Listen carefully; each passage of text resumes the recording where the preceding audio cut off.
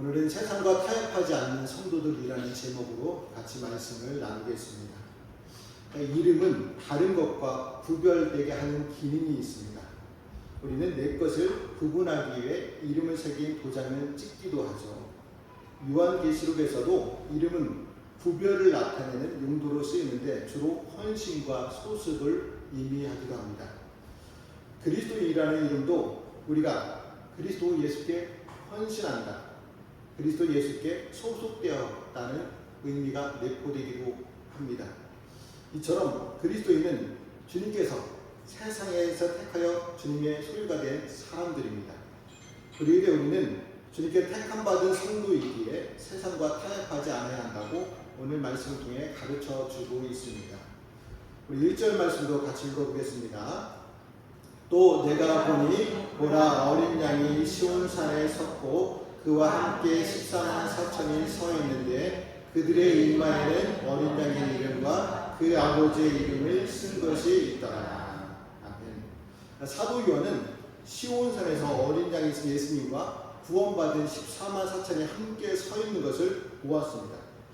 여기서 시온산은 하나님 나라의 왕으로 등극한 주님께서 통치하시고 승리하신 곳입니다.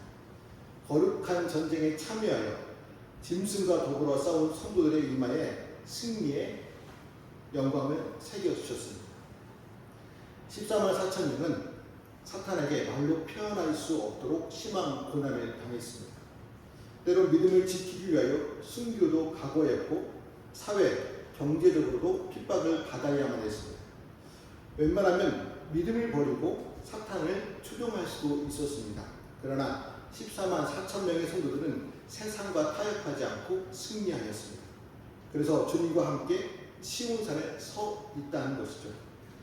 주님께서는 14만 4천 중 하나도 잃어버리지 않고 다 지켜내셨습니다. 그래서 하나님의 택한 백성 가운데 한 사람도 구원에 대하여서 낙오되지 않았습니다. 여기서 우리는 하나님의 신실하심을 다시 한번 확인할 수 있습니다. 우리 하나님은 한 번 구원하기로 택한 자를 끝까지 책임져 주십니다. 그래서 사도 바울은 로마서 8장 38절과 39절에서 이렇게 외쳤습니다. 같이 읽어보겠습니다. 내가 확신하노니 사망이나 생명이나 천사들이나 권세자들이나 현재일이나 장래일이나 능력이나 높음이나 깊음이나 다른 어떤 피조물이라도 우리를 우리 주 그리스도 예수 안에 있는 하나님의 사랑에서 끊을 수 없으리라. 아멘. 우리는 신앙생활하는 중에 많은 사람들이 세상의 핍박으로 인하여 또는 세상의 유혹으로 인하여 신앙을 버리고 세상으로 가는 사람들을 종종 보게 됩니다. 그리고 그러한 사람들을 볼 때마다 하나님의 구원도 실패하는지 의문을 갖기도 합니다. 그러나 하나님의 구원은 실패하는 법이 없습니다. 만약 어떤 사람이 신앙을 버리고 세상으로 간다면 그는 애초부터 하나님께 인침받은 자가 아닙니다. 그 사람은 일시적으로 하늘의 연사를 맛보기는 하였어도 하나님께 구원을 얻도록 인쳐진 자가 아니기 때문입니다. 하나님께 인쳐진 성도는 일시적으로 신앙적 회의를 품을 수 있고 일시적으로 넘어질 수도 있습니다. 그러나 영원히 실패하지는 않습니다. 다시 일어서게 됩니다. 그래서 하나님의 어린 양이신 예수님과 함께 승리자로서 시온산에 서게 됩니다. 이것이 택함받은 성도들의 최고의 복입니다. 오늘날 자연 재앙과 질병, 분쟁과 갈등, 심화하는 경제적 전쟁으로 주님께 충성하며 살기 힘든 시대가 되었습니다. 하지만 주님께서 충성된 자기 백성을 지켜 시온산 승리의 영광으로 이끄십니다. 주님께서 택한 성도들은 한 사람도 낙오되지 않습니다. 하나님께서 끝까지 책임져 주십니다. 이것이 택함받은 성도들의 최고의 복이라는 사실입니다. 우리가 택함받은 성도들임을 믿으며 주님께 대한 신앙이 변하지 않기를 축복합니다. 그럴 때 우리는 주님께서 다시 오실 때 저 천국에서 14만 4천 명의 성도들처럼 구원의 새 노래를 부를 수 있습니다. 우리 2절 말씀도 같이 읽어보겠습니다. 내가 하늘에서 나는 소리를 들으니 많은 물소리와도 같고 큰 은혜 소리와도 같은데 내가 들은 소리는 검고 타는 자들이 그 검고를 타는 것 같더라. 사도 요한은 하늘로부터 나는 아름답고도 우렁찬 구원받은 성도들이 부르는 새 노래를 불렀습니다. 이 노래는 누구만 부를 수 있습니까? 사탄과 세상이 주는 고난에서 승리한 성도들만이 부를 수 있는 노래입니다. 우리나라 속담에 음식도 먹어본 사람이 그 맛을 안다라는 말이 있습니다. 마찬가지로 구원의 기쁨을 느껴본 사람만이 진정한 감사의 노래를 부를 수 있습니다. 제 가운데 있는 사람들은 이 노래를 배울 수도 없고 부를 수도 없습니다. 오직 예수 그리스도의 보혈로 새 생명을 얻은 성도만이 부를 수 있는 새 노래입니다. 그러기 때문에 이 노래는 이 땅에서도 구원받은 감격이 있는 사람은 누구나 부를 수 있는 노래입니다. 그렇다면 여러분은 지금 마음속에 구원의 감격이 있습니까? 새 노래로 하나님을 찬양하고 싶은 소원이 있습니까? 이러한 감격과 이러한 소원이 있어야 합니다. 그래야 구원받은 성도입니다. 찬양을 부르지 않고 세상 노래만 좋다고 부르지 말아야 합니다. 제가 어느 날 새벽 예배를 마치고 교회 앞 경사면에서 잡초를 뽑고 있는데 가까운 곳에서 트로트 노래가 아주 크게 들렸습니다. 누가 트로트 노래를 크게 틀어놓고 듣는다고 생각하여 도로변 주변을 살펴보았는데 듣는 사람이 없었습니다. 자세히 들어보니까 교회 앞마당에서 들렸습니다.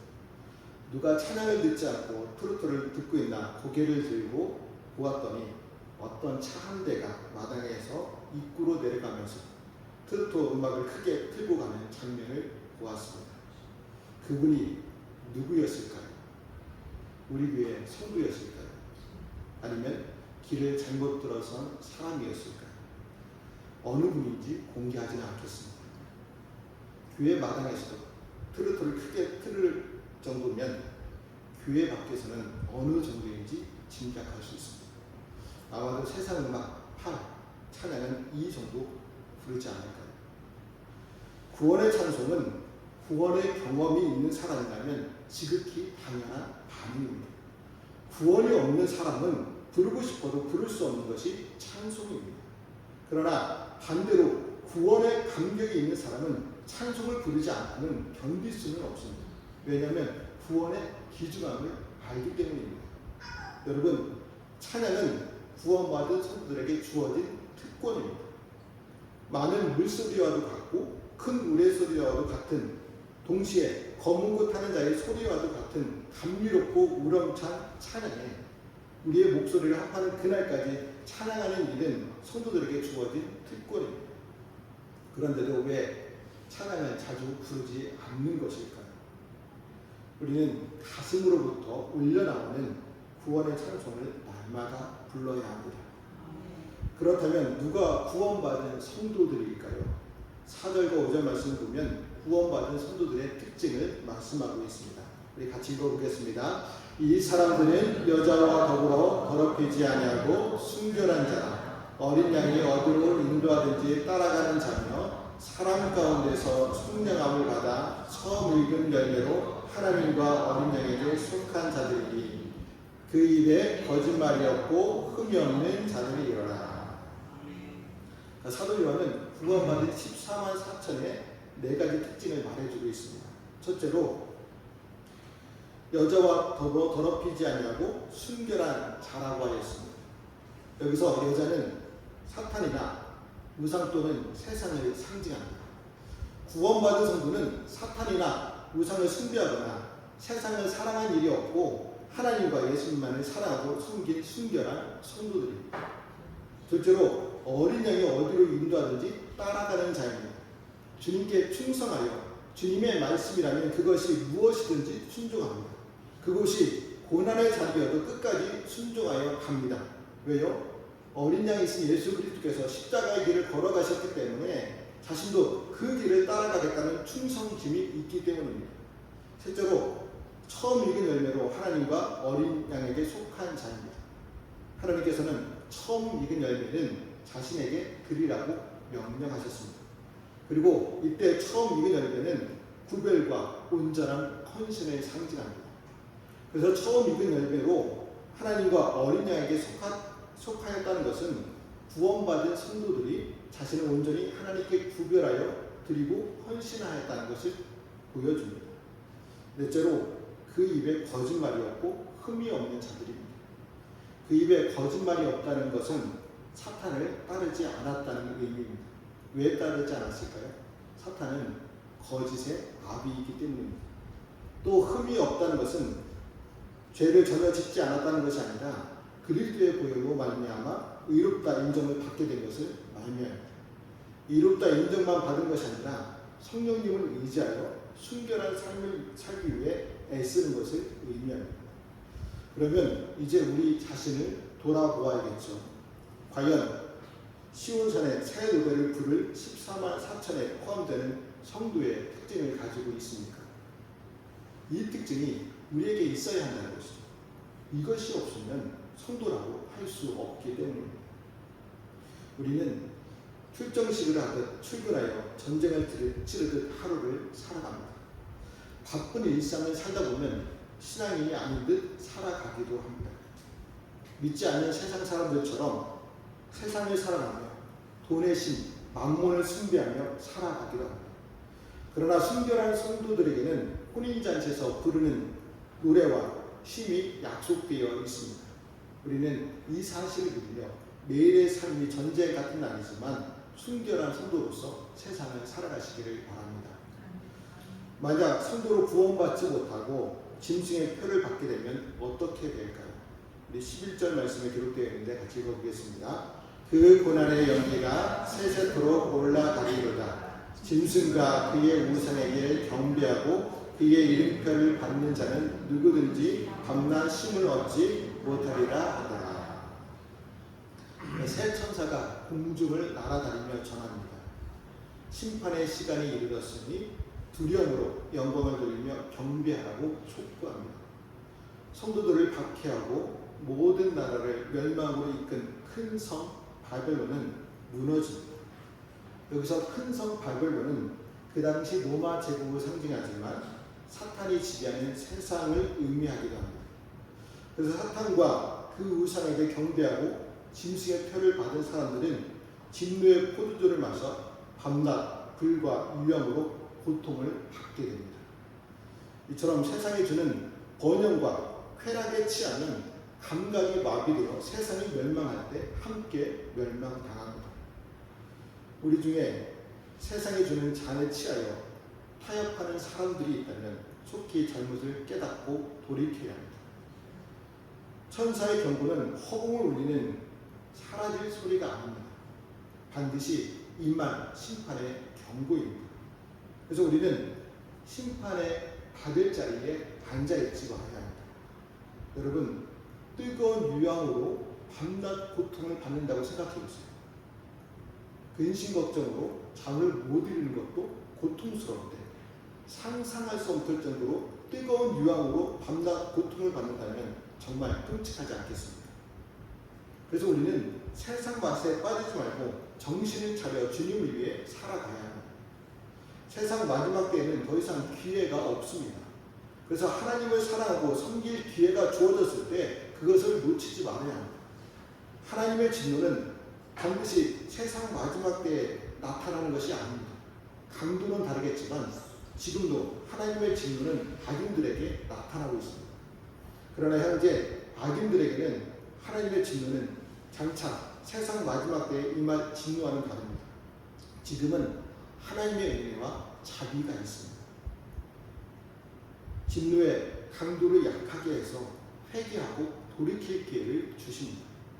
그래서 악인들이 회개하고 돌이키면 용서하시고 회복시켜 주십니다. 그러나 최후의 심판 때 하나님의 진노의 잔에는 하나님의 진노 외에는 아무것도 섞이지 않습니다. 그 진노의 잔에는 더 이상 하나님의 자비가 들어있지 않습니다. 그날이 오면 하나님을 거부하고 사탄과 우상을 숭배한 자들은 하나님의 은혜가 없는 진노의 잔을 마시게 됩니다. 그래서 우리는 죄 가운데 있는 사람들에게 이 사실을 알려야 합니다. 하나님의 진노 외에는 아무것도 섞이지 않은 하나님의 진노의 잔이 앞에 놓이기 전에 회개하고 돌이킬 수 있도록 전해야 합니다. 그래서 본문의 천사들도 한 명이라도 더 구원시키기 위해서 회개를 외치고 있습니다. 여러분, 예수님 믿으면 복 받을 거예요 라는 외침만이 복음이 아니라 심판의 경고도 복음입니다. 심판의 경고를 듣고 하나님께 돌아올 때 영원한 심판을 받지 않기 때문입니다. 그래서 우리는 복과 심판의 복음을 동시에 전해야 합니다. 그리고 심판의 경고를 전할 때 나 자신 또한 돌아보아야 합니다. 나 자신이 하나님의 말씀을 지키고 예수님에 대한 믿음을 지키는 인내가 있는지 돌아보아야 합니다. 성도는 끝까지 인내하며 믿음을 지켜야 하기 때문입니다. 초대교회 성도들은 극심한 핍박 가운데 있었습니다. 지금의 고난과는 상상할 수 없을 정도로 핍박을 받았습니다. 사회, 경제적으로 큰 고통을 당하는 것은 물론 죽음의 위협을 받기도 했습니다. 로마 정부는 황제 숭배를 거부하는 성도들을 잡아다가 원형 경기장에서 굶주린 사자와 맨몸으로 겨루게 하여 사람들의 눈요깃거리가 되게 하고 마침내는 사자의 밥이 되게 하였습니다. 또 성도들의 몸을 어둠을 밝히는 횃불로도 사용했습니다. 성도들은 믿음을 지키고자 했을 때 이러한 핍박을 각오해야만 했습니다. 믿음을 지킨다는 것이 얼마나 어려운 일이었겠습니까? 핍박이 무서워 믿음을 버리고 세상으로 가는 사람들도 많았겠죠. 그래서 요한은 악인들이 처할 비극적인 운명을 말하고 성도들 또한 그러한 운명에 처하지 않으려면 끝까지 인내하며 믿음을 지켜야 한다고 촉구하고 있습니다. 우리 12절 말씀도 같이 읽어보겠습니다. 성도들의 인내가 여기에 있나니 그들은 하나님의 계명과 예수에 대한 믿음을 지키는 자니라. 인간은 참 연약하죠. 조그마한 시련이 닥쳐도 낙심하고 좌절할 수밖에 없습니다. 그래서 인간은 누구나 고난받는 것을 두려워합니다. 할 수만 있으면 고난을 받지 않으려고 합니다. 성도라고 해서 예가 아니겠죠.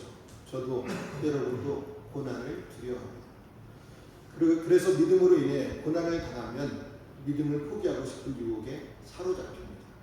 그리고 그것이 생명과 관련된 문제일 때 더욱 그렇습니다. 여러분, 믿음이 무엇입니까? 보이지 않는 것에 대한 확신이 믿음입니다. 우리의 눈으로 삼위일체이신 성부, 성자, 성령 하나님을 볼 수 있습니다. 육체의 눈으로는 볼 수 없습니다. 그러나 고난은 몸으로 직접 경험하는 것이죠. 보이는 것만을 믿으려고 하는 인간이 고난이 닥쳤을 때 보이지 않는 대상에 대한 믿음을 쉽게 포기할 가능성이 클 수밖에 없습니다. 그러나 우리가 알아야 하는 것은 우리 눈에 보이는 것이 다가 아니라는 사실입니다. 우리 눈에 보이는 것은 지극히 한정적입니다. 존재하는 것에서는 눈에 보이는 것보다 보이지 않는 것이 더 많습니다. 천국과 지옥도 눈에 보이지 않는 것 중에 하나입니다. 우리가 세상에서 당하는 고난은 우리 눈에 보이고 경험할 수 있는 것이지만 그것은 일시적입니다. 그것이 큰 고통을 주더라도 결국 끝이 있다는 것이죠. 만일 고난을 당하며 죽는다면 고난은 그것으로 끝입니다. 죄에 대한 하나님의 최고 심판 역시 우리 눈에 보이지 않고 또 우리가 세상에서 직접 경험할 수 없는 것이지만 그것 역시도 분명히 존재합니다. 그러나 심판의 결과로 주어지는 벌은 이 세상의 고난과는 달리 영원합니다. 이 세상에서 경험할 수 있는 어떤 고난과도 비교할 수 없이 큰 고통이 있습니다. 그 고통이 얼마나 고통스러운지 차라리 죽기를 소원하지만 죽을 수도 없습니다. 왜냐하면 영원한 죽음이기 때문입니다. 그러면 믿음으로 인해 우리에게 고난이 올 때 어떻게 해야겠습니까? 인내해야겠죠. 요즘 직장인들은요, 가슴 속에 사직서를 품고 다닌다고 하지 않습니까? 그래서 힘들고 어려울 때 언제든지 사직서를 제출하겠다고 다짐합니다. 그리고 젊은 세대들은 한 직장에서 3년 이상 근무하지 않는다고 합니다. 3년 이상 직장을 다니지 않는 이유는 다양하겠지만 낮은 임금, 열악한 근무 환경, 과도한 스펙 요구, 그리고 경력 위주 채용 문화 때문이라고 말합니다. 처음부터 경력자가 될 수 있습니까? 없죠. 누구나 경력자 이전에 초보자예요. 그런데 경력 위주로 채용하려면 초보자는 원하는 회사에 다니지 못하는 어려움도 당하게 됩니다. 또한 개인적으로는 워라밸 때문입니다. 개인의 삶의 질을 중시하는 경향이 높아지면서 일과 삶의 균형을 이루기 어려운 직장에서는 오래 다니지 않으려고 합니다. 또한 3년 이내 이직하게 되면 임금 상승 효과도 있기 때문이라고 말합니다. 그래서 한 직장에서 3년 이상 근무하게 되면 무능하기 때문이라고 그런 인식도 있다고 합니다. 그러니까 이러한 문제를 해결하기 위해서는 일자리 개선과 사회적 인식 변화가 필요하겠죠. 이렇게 현대인들은 빠른 문명 사회를 살다 보니 다 그런 것은 아니지만 옛날보다 인내심이 부족하다는 것을 보게 됩니다. 그러나 우리는 믿음으로 고난받을 때 인내해야 합니다. 하나님의 최후 심판을 기억하고 끝까지 믿음을 지켜야 합니다. 세상의 마지막이 가까울수록 성도에 대한 세상의 핍박은 더욱 심해집니다. 그럴지라도 인내로 승리해야 합니다. 순교를 당할지라도 당당하게 그리스도의 이름을 밝혀야 합니다. 왜냐하면 주 안에서 죽는 자들을 하나님께서 기억하시는 복이 있기 때문입니다. 우리 13절 말씀이 기록되어 있는데 같이 읽어보겠습니다. 또 내가 들으니 하늘에서 음성이 나서 이르되 기록하라. 지금 이후로 주 안에서 죽는 자들은 복이 있도다 하시매 성령이 이르시되 그러하다. 그들이 수고를 그치고 쉬리니 이는 그들의 행한 일이 따름이라 하시고. 이 말씀은 세상의 핍박으로 인하여 순교의 위기에 처한 성도들을 위로하게 해주신 하나님의 격려의 말씀입니다. 그런데 이 말씀은 세상 사람들의 관점에서 보면 도무지 납득하기 어려운 말씀입니다.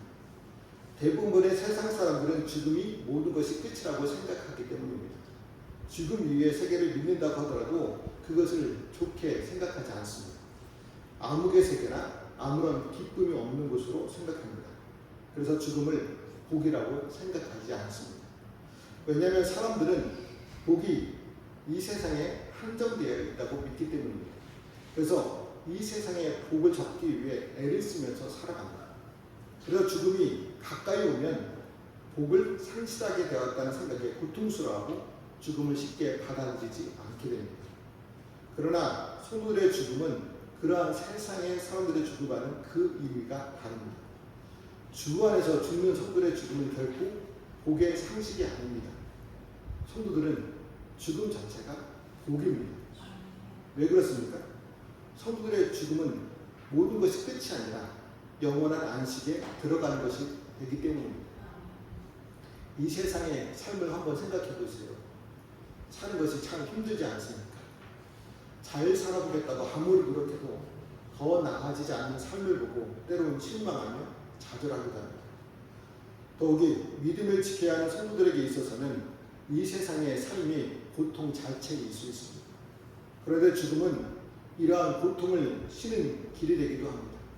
물론 우리의 삶이 이 세상뿐이라면 죽음은 신이라기보다는 더 큰 고통이 됩니다. 그러나 우리의 삶은 이 세상으로 끝이 아닙니다. 죽음 이후에 영원한 세계가 있습니다.